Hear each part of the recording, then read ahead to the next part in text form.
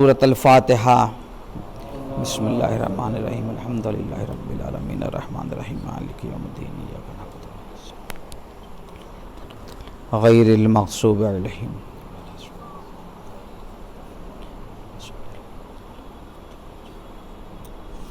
اعوذ باللہ من الشیطان الرجیم، بسم اللہ الرحمن الرحیم، الحمد للہ رب العالمین، والصلاة والسلام علی سید الانبیاء والمرسلین، سیدنا و مولانا و مقتدانا و بالقاسم محمد خاتم النبیین وآلہ الطیبین الطاہرین المعصومین المظلومین، اما بعد وقد قال اللہ تبارک و تعالی فی القرآن المجید والفرقان الحمید وهو اصدق الصادقین قول الحق۔ بسم اللہ الرحمن الرحیم، فاقم وجہک للدین حنیفا فطرۃ اللہ التی فطر الناس علیہا لا تبدیل لخلق اللہ ذالک الدین القیم ولیکن اکثر الناس لا یعلمون۔ صلوات بر محمد۔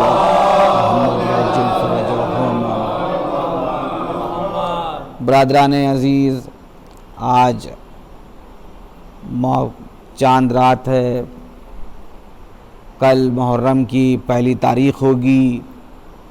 یہ عزا خانہ جو شاہی امام باڑہ شاہجہاں پور کے نام سے موسوم ہے، جہاں برسہا برس سے شیعان حیدر کرار عزاداری امام حسین علیہ الصلاۃ والسلام برپا کرتے چلے آ رہے ہیں۔ جو چھوٹے بچے تھے کل، وہ جوان ہو گئے، جو جوان تھے وہ ضعیف ہو گئے، جو ضعیف تھے وہ اس دنیا سے گزر گئے۔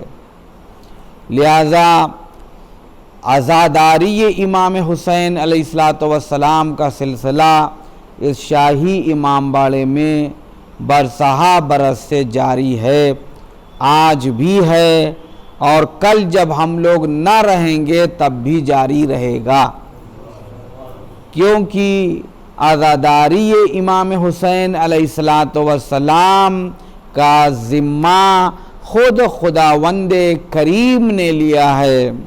لہذا ہر قوم و ملت کا انسان عزاداری امام حسین علیہ الصلاۃ والسلام میں شریک ہوتے ہیں۔ یہ مکتب تشیع شیعان علی کا مقدر اور سعادت ہے کہ ہم لوگوں نے، ہمارے بزرگوں نے، نوابین اودھ نے، رؤسائے اودھ و ہندوستان نے اپنے مقبرے نہیں بنائے، اگر بنائے تو ایسے امام باڑے بنائے، چونکہ حسین بھی ہمیشہ باقی رہنے والے ہیں، تو جو چیز حسین ابن علی سے منسوب کر دی جائے گی وہ بھی ہمیشہ باقی رہے گی۔ ایک صلوات بر محمد و آل محمد۔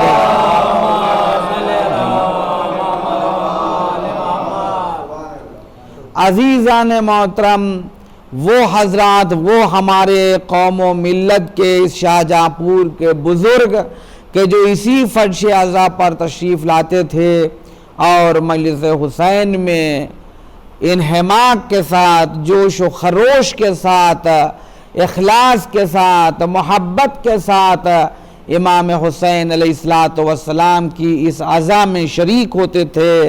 فرش عزا کا بچھانا، لوگوں کو مدعو کرنا، لوگوں کا احترام کرنا، اس لیے کہ وہ عزاداری امام حسین علیہ الصلاۃ والسلام کو برپا کرنے اور حسین ابن علی پر گریہ کرنے کے لیے لوگ آ رہے ہیں۔ یاد رکھیے کہ جب بھی کوئی انسان فرش عزا سے دور ہوتا ہے تو وہ کمیونٹیز میں بٹا ہوا ہوتا ہے، وہ سیکٹس میں بٹا ہوا ہوتا ہے، وہ گروپ میں بٹا ہوا ہوتا ہے۔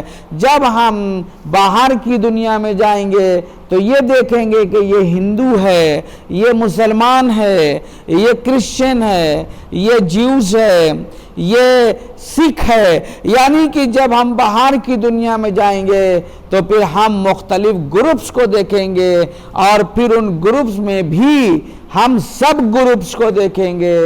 تو لہذا باہر کی دنیا وہ ہے جو گروپس میں بٹتی چلی جاتی ہے، جو گروہوں میں بٹتی چلی جاتی ہے، جو سیکٹس میں بٹتی چلی جاتی ہے، جو کمیونٹیز میں ڈیوائیڈ ہو جاتی ہے. لیکن کائنات کی صرف اور صرف ایک بزم وہ ہے، ایک فرش اعضا وہ ہے کہ جب کوئی فرش اعضائے حسین پر تشریف لاتا ہے تو پھر یہ نہیں کہا جاتا کہ یہ شیعہ آ رہا ہے، یہ نہیں کہا جاتا کہ یہ ہندو آ رہا ہے، یہ نہیں کہا جاتا کہ یہ اہل سنت آ رہا ہے، یہ نہیں کہا جاتا کہ یہ کرسچن آ رہا ہے، یہ نہیں کہا جاتا کہ یہ کوئی یہودی آ رہا ہے، بلکہ جو بھی آ کر کے فرش اعضا حسین پر بیٹھ جاتا ہے اس کو پھر یہودی اور کرسچن اور سکھ اور عیسائی اور شیعہ اور سنی نہیں کہا جاتا، بلکہ ہر آنے والے کو حسینی کہا جاتا ہے. صلوات پڑھیں بآواز بلند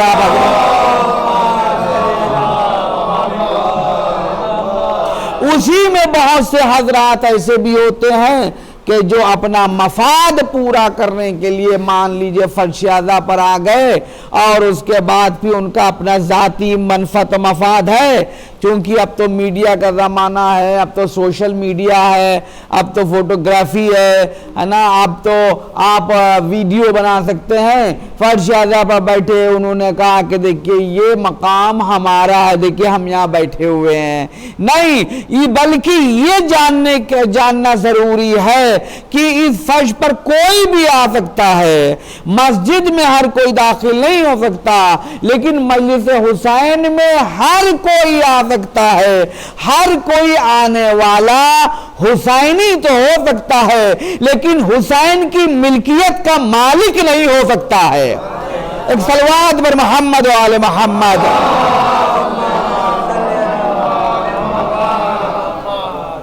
حتیٰ کہ جن لوگوں نے اس امام باڑے کو تعمیر کرایا وہ بھی اپنے کو مالک نہیں سمجھتے، وہ بھی اپنے کو خادم اور عزادار امام حسین علیہ السلام سمجھتے ہیں. حسین کی جو ملکیت، جو بھی پراپرٹی حسین سے منسوب کر دی جاتی ہے وہ صرف حسین کی ہوتی ہے، وہ پھر کسی کی نہیں رہتی. خواہ اگر ہم نے کوئی امام باڑہ تعمیر کرایا تو وہ پھر ہمارا نہیں ہے، وہ ہم نے حسین ابن علی سے منسوب کر دیا تو حسین ابن علی کا ہے. اور یاد رکھیے کہ جب حسین ابن علی علیہ السلام جو تا قیامت باقی رہیں گے تو وہ عزادار کے جو عزاداری حسین میں شریک ہوتے رہیں گے، ان کا بھی ذکر تا قیامت ہوتا رہے گا. انہی لوگوں کو یاد کیا جاتا ہے جو اچھے لوگوں سے جڑے ہوئے ہوتے ہیں، جو اچھے لوگوں سے جڑ جاتے ہیں انہی کو یاد کیا جاتا ہے. نہ جانے کتنے ظالمین گزر گئے، ان کے واہ واہ کرنے والے، ان کے خیر خواہ نہ جانے کتنے تھے، کتنے بڑے بڑے انہوں نے انعامات حاصل کیے، لیکن آج ان کا کوئی وجود نہیں ہے. لیکن ابو ذر کے جو فرش پر بیٹھنے والے تھے آج لوگوں کی نظروں کے عرش پر بیٹھے ہوئے ہیں.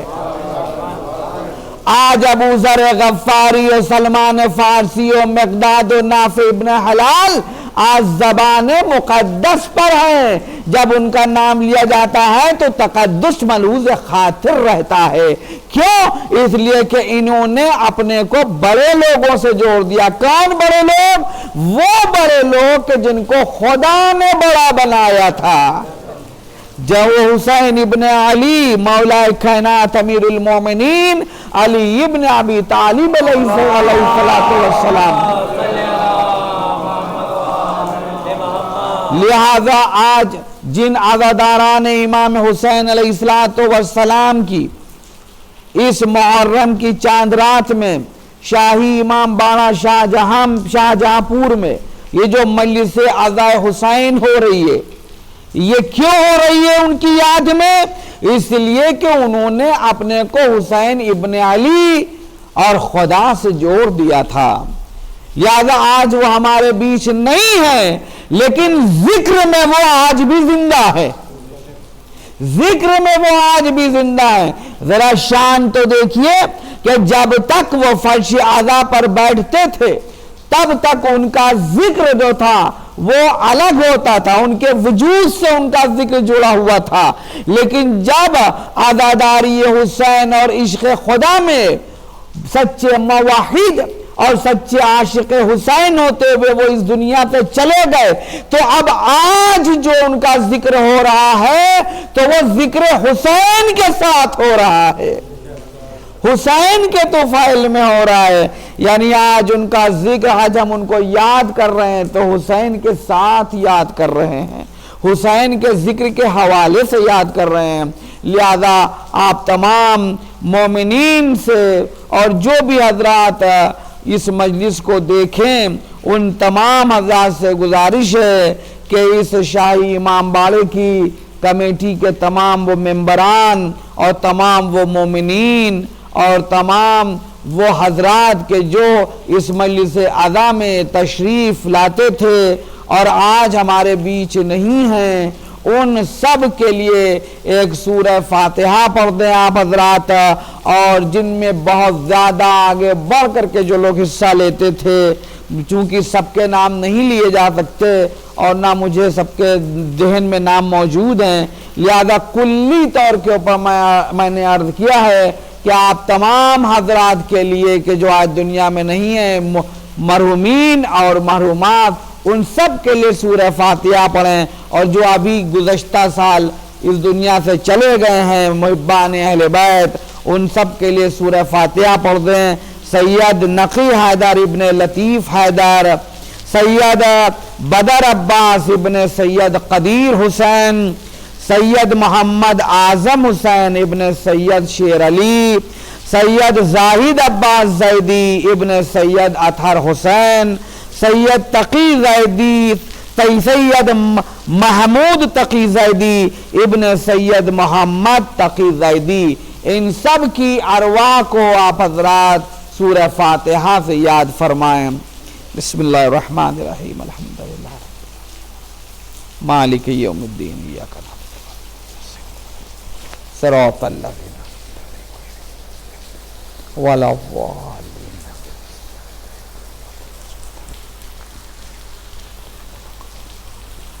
بسم اللہ الرحمن الرحیم۔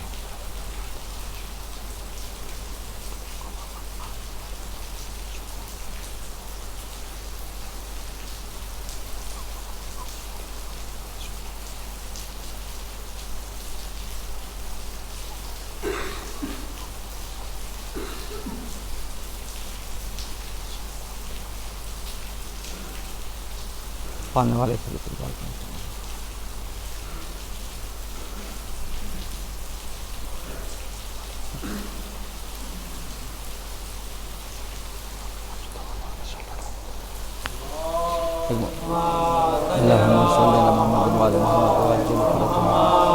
ایک مرتبہ سب مل کر کے بآواز بلند صلوات ارشاد فرمائیں۔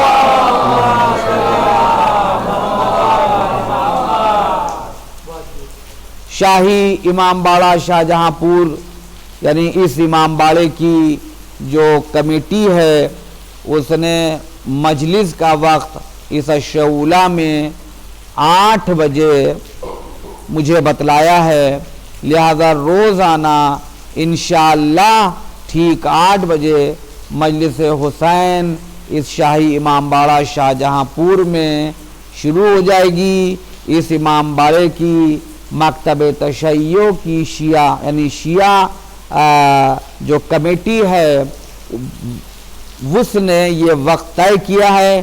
آپ حضرات صحیح وقت کے اوپر یہاں تشریف لے آئیں تاکہ حسب معمول صحیح وقت کے اوپر مجلس روزانہ شروع ہو جائے۔ ایک مرتبہ بآواز بلند صلوات ارشاد فرمائیں۔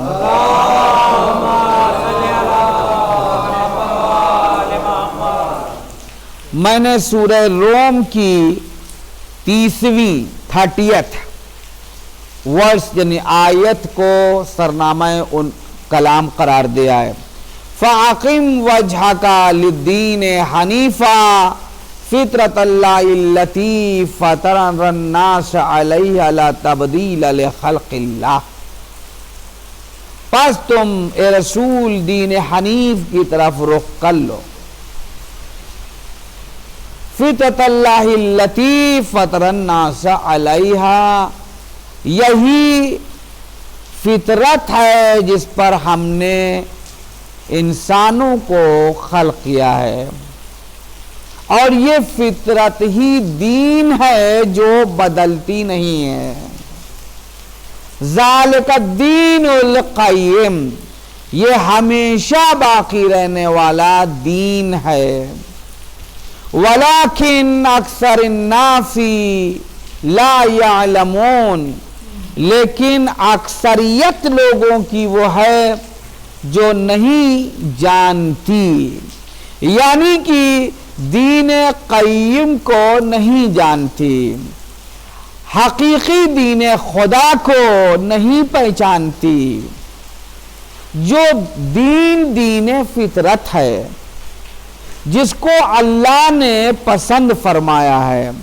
ان الدین عند اللہ الاسلام، اللہ کے نزدیک فقط دین اسلام ہے، دین اسلام کے سوا کوئی دوسرا دین قبول نہیں کیا جائے گا۔ اگر کوئی انسان تلاش کرتا ہے اپنے نجات کے راستے کو، تو اس کو مذاہب تو مل جائیں گے پر دین نہیں ملے گا۔ راستے مختلف ہیں، مذہب یعنی کہ راستہ جس پر چلا جائے، مختلف راستے ہو سکتے ہیں، تو وہ ہر انسان کو جو اسلام چھوڑ کر کے جو کچھ بھی لیے ہوئے ہے وہ مذہب تو ہو سکتا ہے پر دین نہیں ہو سکتا۔ دین صرف وہ ہے کہ جس کو اللہ نے پسند کر لیا ہے۔ دین وہ ہے کہ جو اللہ سے بھی انسان کو جوڑتا ہے اور مخلوق خدا سے بھی انسان کو جوڑ دیتا ہے۔ آج اسلام کی جو امیج ہے اس کو بگاڑنے کی کوشش کی گئی ہے۔ کیوں؟ اس لیے کہ جب دین ان لوگوں سے نہ لیا جائے گا جن کی طرف خدا نے اشارہ کیا ہے کہ یہ میرے دین اور میرے علم کے حامل ہیں، لہذا جس کو بھی علم چاہیے اور دین چاہیے وہ ان کے دروں پر آئے۔ اگر ہم ان شخصیات کو چھوڑ کر کسی دوسرے کے در پر جا کر کے دین تلاش کریں گے تو پھر ہمیں ابو ذر جیسا کوئی نہیں ملے گا، ابو بکر بغدادی جیسا ملے گا، پھر ہمیں اسامہ بن لادن جیسا ملے گا، کیونکہ وہ دین اس جگہ سے نہیں آ رہا ہے جہاں سے لینے کا حکم دیا گیا ہے۔ لہذا ابو بکر بغدادی اسلام کو ریپریزنٹ نہیں کرتا، اسامہ بن لادن اور طالبانی اسلام کو ریپریزنٹ نہیں کرتے ہیں، پرتیندھتو نہیں کرتے ہیں اس کا، نہ وہ پرتیندھی بنا کر بھیجے گئے ہیں۔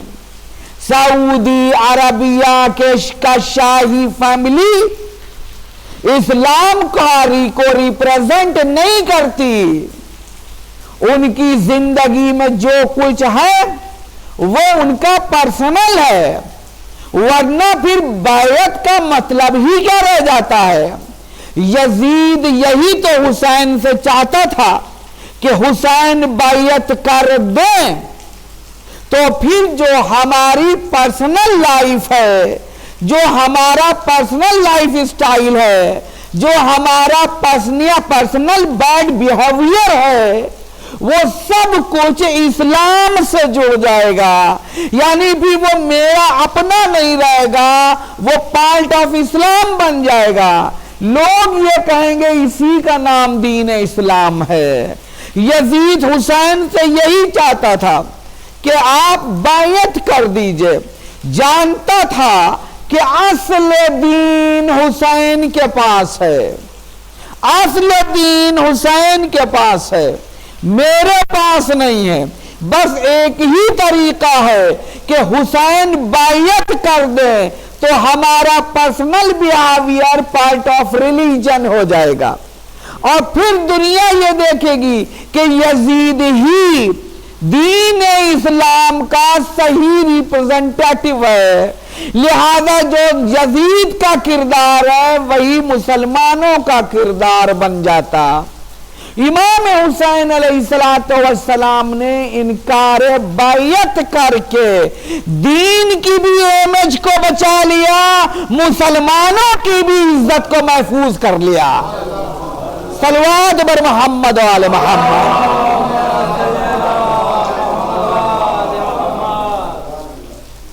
غور فرمایا آپ نے، لہذا امام حسین علیہ السلام نے بیعت یزید نہیں کی،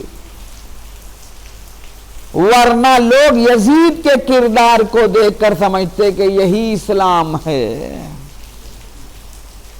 اب اگر ابو بکر بغدادی کو دیکھ کر، اسامہ بن لادن اور طالبان اور ظالمین کو دیکھ کر یہ کہا جائے کہ یہ اسلام ہے، تو وہ اسلام نہیں ہے بلکہ فالوور آف یزید ہے، وہ یزید کا پیروکار ہے، اس کا حسین ابن علی سے کوئی لینا دینا نہیں ہے۔ یہ آپ کی غلطی ہے کہ آپ کسے دیکھ کر کے مسلمان سمجھ رہے ہیں اور کس کے کردار کو اسلام سے تعبیر کر رہے ہیں۔ آپ کس کو دیکھ رہے ہیں؟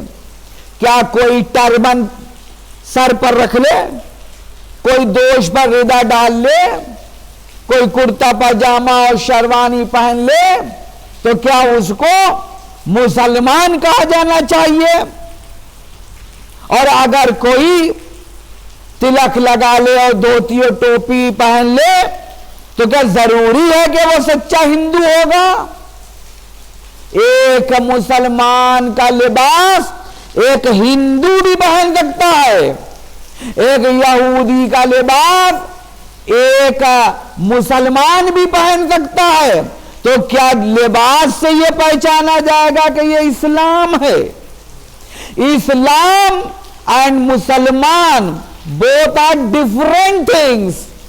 دین ایک الگ چیز ہے، دین کے پیروکار الگ ہیں۔ پیروکار ہو سکتا ہے کہ بہک جائے، بھٹک جائے خارجی فیکٹرز کی بنا کے اوپر، لیکن دین میں نہ بگاڑ ہوتا ہے نہ دین بگڑنے دیتا ہے۔ اگر کوئی انسان دین کے راستے پر ہے تو بگڑنے نہیں دیتا دین سے جو لباس پہنے ہوئے ہو اور اس کا بیہیویئر غلط ہو، اس کا کردار اچھا نہ ہو، تو اس کو کسی ریلیجن سے جوڑ کر نہیں دیکھا جانا چاہیے۔ Religion is different thing. آپ کو اسلام کو پڑھنا چاہیے ہے، مسلمان کو آپ پڑھنے میں لگے ہیں، آپ مسلمان کو پڑھ رہے ہیں۔ ضروری نہیں ہے کہ جس کو آپ پڑھ رہے ہو وہ سچا مسلمان ہی ہو، ضروری نہیں ہے۔ دین کو سمجھنا ہو تو آئیے آج ہم مختصر گفتگو کرتے ہیں دین پر، کیونکہ فطرت ہی دین ہے۔ فطرت کیا ہے؟ وہ ایک ایسی طاقت کہ جو انسان کو نیکیوں کی طرف پش کرتی ہے۔ اسلام میں یہ کانسیپٹ ہے کہ فطرت الہی انسان کو نیکیوں کی طرف پش کرتی ہے اور کمیوں کی جانب متوجہ کرتی ہے۔ برائی کے اوپر انسان کے نفس کو جھنجھوڑ دیتی ہے۔ یہ کون کانسیپٹ دے رہا ہے؟ یہ دین حنیف کا کانسیپٹ ہے، کسی جگہ آپ کو نہیں ملے گا۔ دین کیا کہتا ہے میرا؟ دین کہتا ہے کہ اخلاص الیقین، دین کی چند اساس ہے۔ اخلاص الیقین، دین میں تمہارا یقین ہونا چاہیے، اور یقین کون سا؟ فقط یقین نہیں، بلکہ وہ یقین جو اخلاص کے ساتھ ہو، اخلاص کے ساتھ ہو، وہ یقین چاہیے ہے۔ جناب ابراہیم علیہ السلام نے پروردگار سے کہا کہ معبود تو ہم کو دکھا دے کہ تو مردوں کو کیسے زندہ کرتا ہے۔ خدا نے کیا کہا؟ اے ابراہیم کیا تم کو یقین نہیں ہے؟ معبود یقین ہے، مجھ کو یقین ہے، مگر اطمینان قلب چاہتا ہوں۔ کیا مطلب ہے اطمینان قلب چاہتا ہوں؟ یعنی کوئی چیز موجود ہو اور ہمیں اس بات کے اوپر پورا یقین ہو کہ یہ چیز ہے، مگر میں دیکھ نہیں پا رہا۔ گلیشیئرز ہیں جو سمندر کے اندر ہوتے ہیں، سمندر کے اندر بھی ہوتے ہیں، یعنی کہ گلیشیئرز آدھے سمندر کے اوپر ہوتے ہیں، آدھے سمندر کے، بلکہ آدھے سے زیادہ سمندر کے اندر ہوتے ہیں۔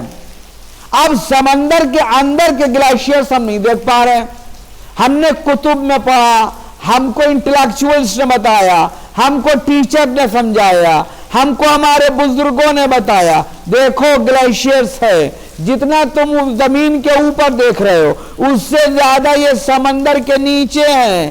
ہم نے کہا کہ میرے ٹیچر نے کہا، انٹلیکچوئلز کہتے ہیں، بزرگ کہتے ہیں، میرے کلیگز کہتے ہیں، مجھے یقین ہے کہ اتنے لوگ کہہ رہے ہیں کہ گلیشیئر سمندر کے نیچے ہیں، لیکن میں دیکھ نہیں پا رہا ہوں۔ اب میں اگر اپنے ٹیچر سے یا اپنے بزرگ سے کہوں کہ مجھے یقین ہے جو آپ نے کہا ہے کہ گلیشیئرز ہیں، تو ہم بھی یقین کر رہے ہیں کہ موجود ہیں، لیکن میں یہ چاہتا ہوں کہ ایک مرتبہ جو نیچے ہیں مجھے دکھا بھی دیجئے۔ ایک سلوات پڑھیے گا بآواز بلند ہے نا۔ اس کو جناب ابراہیم کہہ رہے تھے معبود دکھا دے ذرا سا کہ تم مردوں کو زندہ کیسے کرے گا،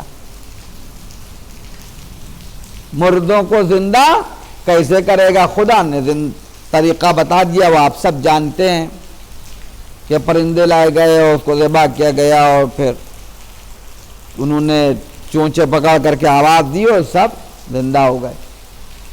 تو یہ ہے یقین اخلاص کے ساتھ ہو، یعنی جس پر یقین ہم کر رہے ہیں بس اسی سے پیوست ہو جائے میرا یقین، تزلزل نہ ہو، تذبذب نہ ہو، ڈاما ڈول انسان نہ ہو، اتنا یقین ہو۔ جناب زکریا نے ایک درخت سے پناہ مانگ لی، درخت نے پناہ دے دی۔ جناب زکریا کو یقین تھا نا کہ خالق ہے، نبی ہیں، مگر پناہ کس سے مانگ لی؟ درخت سے۔ کیا ہوا؟ زکریا کو کٹنا پڑا۔ زکریا یا حیات دے دو یا نبوت دے دو، دونوں قیمتی جوہر، کہ حیات دے دوں گا نبوت نہیں دوں گا۔ زندگی جناب زکریا نے دے دی۔ کیا مطلب ہوا؟ نتیجہ کیا ہے یہاں پر؟ نتیجہ یہ ہے کہ جب تم نے خدا پر یقین کر لیا ہے تو اس پر کیوں نہیں بھروسہ رکھتے؟ خدا پر یقین کیا ہے تو اسٹینڈ کرو وہیں پر۔ اب چاہے تمہارے قلب کے اندرونی کائنات میں کتنے ہی طوفان اٹھ جائیں جو اٹھیں گے، لیکن سچے مسلمان تم تبھی ہو کہ جب تمہارے قلب میں امنتے ہوئے مختلف وسواس کے طوفانوں سے ٹکراتے رہو لیکن اس پر یقین نہ ٹوٹنے پائے، تب سچے مسلمان۔ لیکن ادھر زیادہ شک ہوا، ادھر سے ادھر چلے گئے، اس کا مطلب ہم زبان سے کہہ رہے ہیں لیکن اس پر یقین نہیں ہے۔ پورے اخلاص کے ساتھ یقین ہونا چاہیے۔ اور ایک ذات وہ ہے امام علی علیہ السلام کی کہ آپ نے ارشاد فرمایا کہ اگر حجابات قدرت اٹھا بھی دیے جائیں تو میرے یقین میں اضافہ نہ ہوگا۔ یہ جملہ وہی کہہ سکتا ہے کہ جس نے اس پوری کائنات کو اپنے سامنے بنتے ہوئے دیکھا ہو۔ صلوات بر محمد آل محمد۔ جس نے اس پوری کائنات کو اپنے سامنے بنتے ہوئے دیکھا ہو۔ نعرہ حیدری، نعرہ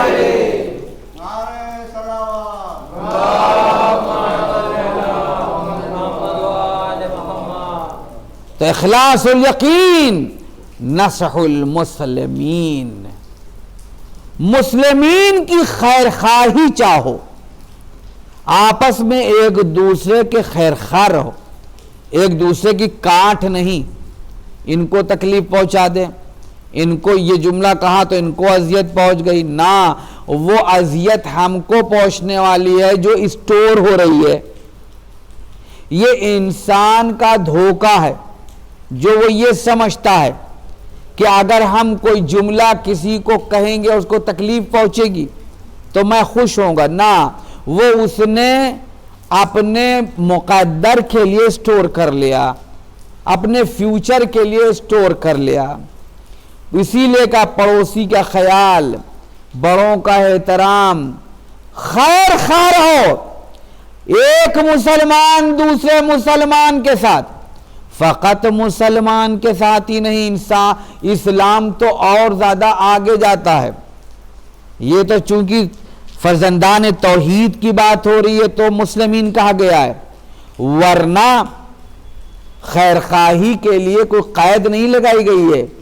کوئی ہندو بھوکا ہو تو اس کو بھی کھانا کھلاؤ، اگر کوئی محتاج ہو، چاہے وہ تمہارے دین پر ہو یا نہ ہو، تمہارے عقائد پر ہو یا نہ ہو، یقین رکھے یا نہ رکھے، لیکن اگر ضرورت مند ہے، مصیبت زدہ ہے، پریشانی میں ہے تو اس کو تم نجات دو۔ جناب ابراہیم علیہ السلام کھانا کھلانے کے عادی۔ جناب ابراہیم ایک دن جب کوئی مہمان نہ آیا تو آپ بازار میں تشریف لے آئے، ایک ضعیف انسان جو 80 سال کا تھا، پسینے میں شرابور، شدید گرمی پڑ رہی تھی، اپنی راہ جا رہا تھا۔ جناب ابراہیم علیہ السلام نے کہا بھائی ٹھہرو، قریب آؤ۔ وہ آیا، کہا یہ بتاؤ کہ تم فرزندان توحید میں سے ہو، موحد ہو؟ اس نے کہا کہ نہیں، میں موحد نہیں ہوں، میں بت پرست ہوں۔ یعنی اس زمانے کا انسان بت پرست ہوتا تھا تو بھی سچا ہوتا تھا، آج اس کی زبان پر کچھ ہے، دل میں کچھ ہے، یعنی آج منافق ہے، مسلمان ہے لیکن منافق، زبان پر خیر خواہی، ارے انور صاحب میں تو آپ کے بہت خیر خواہ ہوں، صبح و شام آپ کے لیے دعائیں کیا کرتا ہوں، پیچھے مڑے، ارے کہاں صاحب، عجیب و غریب قسم کے انسان ہیں، ان سے تو بات کرنا ہی دوبھر ہے۔ تو معلوم ہے ابھی کچھ، تھوڑی دیر بعد کچھ، منافقت ہے، یہ منافقت ہے۔ یہ جو منافق ہے اس کا یہ سخت ترین مخالفین اسلام میں سے مانے گئے ہیں۔ امام علی کی جنگ انہی منافقین سے تھی، اور رسول کریم نے فرمایا تھا کہ اے علی تمہاری جنگ ہماری جنگ سے زیادہ شدید ہے، کیونکہ ہمارے سامنے کھلا ہوا دشمن ہے، تمہارے سامنے بند دشمن ہے، پہچاننا مشکل ہے۔ تو جناب ابراہیم نے کہا موحد ہو، کہا کہ بت پرست، کہا جاؤ اگر تم موحد ہوتے تو ہم تم کو اپنے گھر لے چلتے، تمہیں سیر و سیراب کرتے، تمہاری ضیافت کرتے۔ وہ جاننے لگا، جیسی وہ چند قدم آگے بڑھا تھا خدا نے فرشتہ جناب ابراہیم کے پاس بھیجا، یا جو بھی طریقہ اس نے اپنایا خبر بھیجنے کا، اے ابراہیم اس کا خالق کون ہے؟ معبود تو ہے۔ تمہارا خالق کون ہے؟ معبود تو ہے۔ تمہارا رزاق کون ہے؟ معبود تو ہے۔ اس کا رزاق کون ہے؟ رب تو ہے۔ اے ابراہیم تم اس کو کتنے عرصے سے جانتے ہو؟ کہ معبود ابھی دیکھا ہے۔ کہ اے ابراہیم جب یہ رحم مادر میں پل رہا تھا تو ہم اس کی حفاظت کر رہے تھے۔ اے ابراہیم ہم اس کو رحم مادر سے جانتے ہیں، جب یہ اپنے پدر کے صلب میں تھا تب سے ہم جانتے ہیں، ہم اس کو رحم مادر میں بھی غذا پہنچاتے رہے۔ یہ اس نے وجود ظاہری لیا، ہم پر ایمان نہیں لایا، ہم کو نہیں پہچانتا کہ اس کا محسن کون ہے۔ ہم نے اس کا رزق تو نہیں بند کر دیا نا، جو فیسلٹیز تمہارے لیے اویلیبل ہے وہی اس کے لیے بھی ہے۔ بارش تمہارے کھیتوں میں ہوتی ہے تو اس کے کھیتوں میں بھی ہوتی ہے، فصل تمہارے کھیتوں میں بھی لہلہاتی ہے تو اس کے کھیتوں میں بھی لہلہاتی ہے۔ اس کو بھی غذا و پانی دینے والا میں ہوں، زندگی دینے والا میں ہوں، وجود بخشنے والا میں ہوں، جس طرح میں نے تمہیں عطا کیا ہے۔ اے ابراہیم اس نے ایک وقت بھی مجھ کو یاد نہ کیا تو میں نے اس کو ایک لمحے کے لیے فراموش نہ کیا، اور تم ایک وقت فقط کھانا کھلانے کے لیے چلے تو پوچھتے ہو کہ موحد ہو، صاحب ایمان ہو کہ بت پرست ہو۔ اے ابراہیم یہ موحد ہو یا نہ ہو مگر تمہارے پروردگار کا بندہ تو ہے، تمہارے خدا کا بندہ تو ہے، لہذا کبھی مت یہ پوچھو کہ یہ کس کمیونٹی اور کس سیکٹ سے جو ضرورت مند ہے اس کی ضرورت کو پورا کر دو۔ ہمارے ائمہ کے پاس بہتیرے لوگ آتے تھے کہ جو نان مسلمس بھی ہوتے تھے، یہودی ہوتے تھے، کرسچنس ہوتے تھے، مولا ان کی مدد کرتے تھے۔ ہم اگر کنزرویٹو ہو جائیں، تنگ ذہن ہو جائیں کہ ہم یہ فلاں سیکٹ سے ہیں، فلاں ریلیجن سے ہیں، تو ہم کس کے پیروکار ہوئے؟ اس کا مطلب ہے ہم اپنے خواہشات کے پیروکار ہیں، ہم اہل بیت اطہار کا اتباع نہیں کر رہے، ہم خدا کی اطاعت نہیں کر رہے۔ بس اب انشاءاللہ کل ہم اسی کو کنٹینیو کریں گے۔ لہذا مسلمانوں کے لیے ایک دوسرے کے خیر خواہ رہو، یہ ہے دین کی اساس۔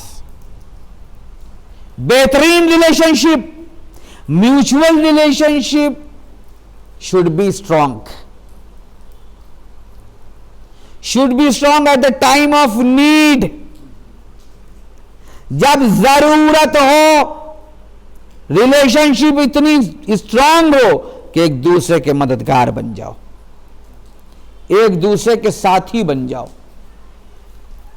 ایک دوسرے کے قوت بازو بن جاؤ، یونائٹ ہو جاؤ۔ کتنے موقع ہیں جو خالق نے یونین کے دیے ہیں، یونٹی کے دیے ہیں، جب خانہ کعبہ کو ڈھانے کے لیے ابرہہ ہاتھیوں کا لشکر لے کر کے آیا تھا تو جو چھوٹی چھوٹی چڑیاں آئی تھیں تو وہ صف بستہ تھی اور ان کے کاندھے سے کاندھے ملے ہوئے تھے، چونکہ وہ صف بستہ تھی اور کاندھے سے کاندھے ملے ہوئے تھے، یعنی اپنی یونٹی کا مظاہرہ کر رہی تھی کہ دیکھو جو ادھر سے بھیجے جاتے ہیں ان میں افتراق نہیں ہوتا، اتحاد ہوتا ہے۔ صلوات پر محمد آل محمد۔ لہذا پھر وہ مسلم کی صف سے باہر ہو جائے گا جو انسان اتحاد کی صف کو توڑ کر کے نفاق پیدا کرنا چاہے گا، وہ خواہ اپنے کو یہ سمجھتا رہے کہ میں مسلم ہوں لیکن وہ مسلم نہیں ہوگا۔ سرزمین کربلا پر دیکھ لیجئے ایک چھوٹی سی جماعت ہے حسین ابن علی علیہ السلام کی، دیکھیے یونٹی کسے کہتے ہیں، یونٹی کسے کہتے ہیں کہ زمین کربلا کے اوپر یونٹی کا عالم یہ ہے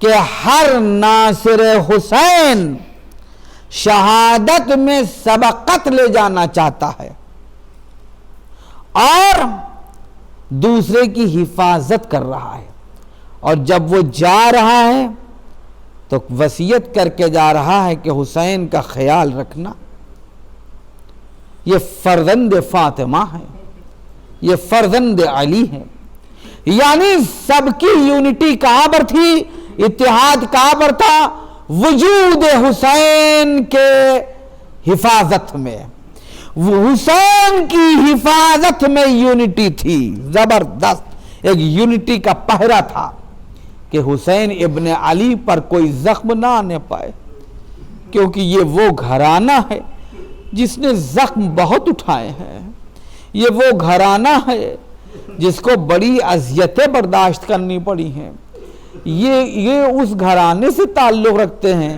جنہوں نے دین حنیف کو لوگوں تک پہنچانے میں بڑی مشقتیں اور مصیبتوں کو برداشت کیا ہے۔ ہاں، عزاداران امام مظلوم، زمین کربلا کے اوپر لاکھوں سلام ہو ان غلاموں پر کہ جنہوں نے اپنی جانیں حسین ابن علی پر قربان کر دی۔ روایت کہتی یہ ہے کہ ایک موقع وہ آیا کہ غلام امام سجاد علیہ السلام جو ترک کا رہنے والا تھا، یعنی ترکی تھا، اور امام حسین علیہ السلام نے اس غلام کو خرید کر کے امام سجاد کو دیا تھا، اور وہ امام سجاد کے خدمت میں رہتا تھا۔ زمین کربلا پر وہ غلام ترکی بھی امام کے ساتھ ساتھ آیا۔ جس وقت اس نے دیکھا کہ میرے مظلوم امام پر نرغہ بڑھتا جا رہا ہے اور ادھر انصار حسینی کی تعداد گھٹتی چلی جا رہی ہے، تو ایک مرتبہ آقا حسین کے قدموں میں سر رکھ کر کہتا ہے، مولا اب زندگی نہیں چاہیے، اب زندگی کا لطف تو آپ کی نصرت میں شہادت میں موجود ہے کہ آپ کی نصرت میں ہم شہادت کو پیش کر دیں۔ امام حسین علیہ السلام نے فرمایا کہ تمہارا آقا تو سید سجاد ہے، جاؤ سید سجاد سے پہلے اجازت تو لے لو۔ دیکھیں، لا اکراہ فی الدین، دین میں جبر نہیں ہے۔ حسین نے یہ نہیں کہا اس وقت مجھے انصار کی ضرورت ہے، بھائی تم بھی چلے جاؤ، کہا نہیں، تمہارا آقا امام سجاد ہے۔ عزاداروں، وہ ترکی غلام امام سجاد کے خیمے میں داخل ہوا، امام غش کے عالم میں تھے۔ ایک مرتبہ اس نے اپنی پیشانی کو امام کے پاؤں سے رگڑنا شروع کیا، امام کے پاؤں کی انگلیاں اس کی پیشانی پر ٹچ کر رہی تھی، مس ہو رہی تھی۔ ایک مرتبہ وہ اپنی پیشانی کو حرکت دیتا جاتا تھا، اسی حرکت سے امام کو غش سے افاقہ ہوا۔ آپ نے فرمایا کون ہے؟ وہ کہتے ہیں مولا میں آپ کا خدمت گزار، اے میرے مولا میں آپ کا خادم اسلم ہوں، اس کا نام اسلم تھا، اے آقا میں اسلم ہوں آپ کا خادم، کا کیا چاہتے ہو؟ یہ آنکھوں میں آنسو کیوں ہیں؟ یہ تم گریہ کیوں کر رہے ہو؟ یہ تم رو کیوں رہے ہو؟ کہا آقا کیا بتاؤں، ارے آپ کے بابا نرغ آدھا میں گھرا ہوا ہے، اے آقا اب یہ زندگی نہیں چاہتا، مجھے اجازت دے دیجئے کہ میں اپنی جان اپنے آقا حسین پر نثار کر دوں۔ بھائی یہ سننا تھا کہ امام سجاد فرماتے ہیں بھائی میں نے تجھے آزاد کیا۔ دیکھیں یہاں پر بھی لا اکراہ فی الدین کہ دین جو ہے وہ اپلیکیبل ہو جاتا ہے، کہ امام نے اس سے یہ نہیں کہا کہ جاؤ تم اب جنگ کے لیے جاؤ، ورنہ مورخ یہی لکھتا کہ وہ تو غلام تھا، امام سجاد نے جیسا کہا اس نے ویسا کیا، اگر اختیار ہوتا تو وہ شاید اپنی جان نہ دیتا۔ امام نے کہا میں نے تجھے آزاد کر دیا، اب اختیار تیرے ہاتھ میں ہے، اب فیصلہ تیرے ہاتھ میں ہے، تو چاہے حسین کی نصرت کرے یا تو چلا جائے۔ بس ایک مرتبہ مسکراتا ہوا نکلا، آ کر آقا حسین کے قدموں پر سر رکھ دیتا ہے اور کہتا مولا میں اپنے آقا سے آزاد ہو کر آ رہا ہوں، اب میں اپنے اختیار سے اپنی جان دینا چاہتا ہوں۔ آقا حسین نے اس کو اذن دی، وہ میدان میں آیا، بس آخری جملے ہیں، جنگ کرتا ہے، جنگ کرتے کرتے جب گرا ہے وہ تو اس نے امام کو آواز دی آقا ارے میری مدد کو آئیے۔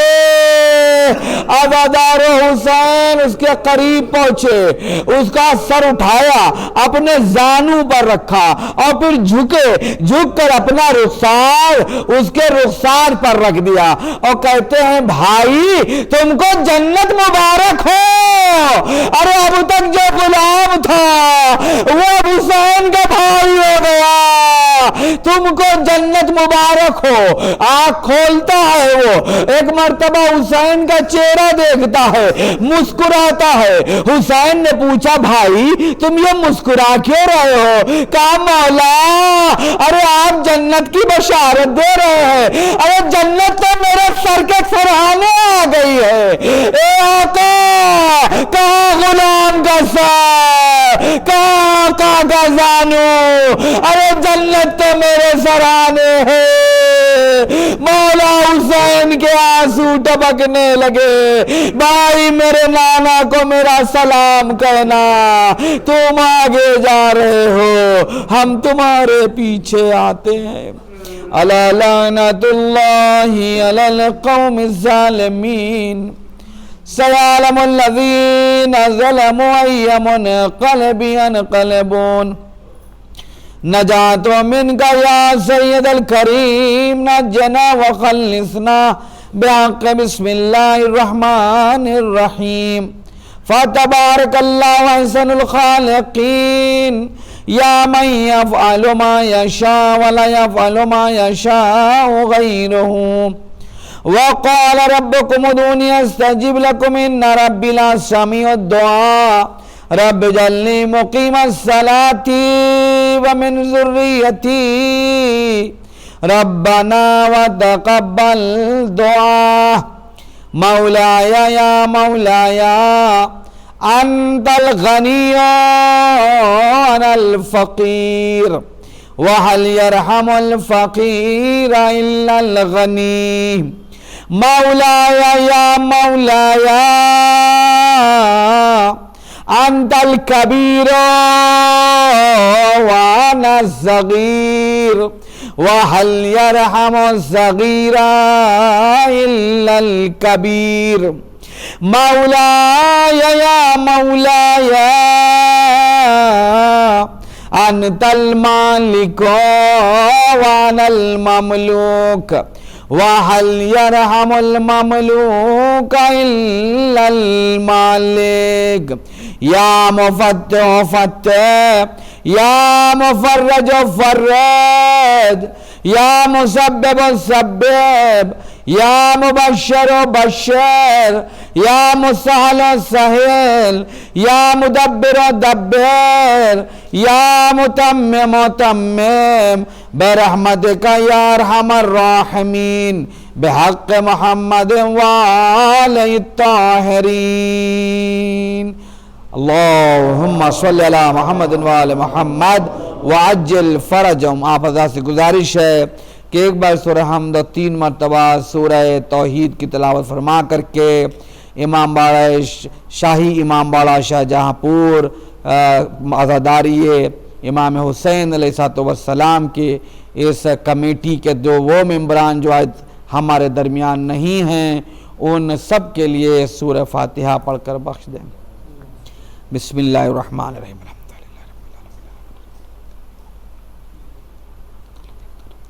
غیر المغضوب علیہم کلہ کفا۔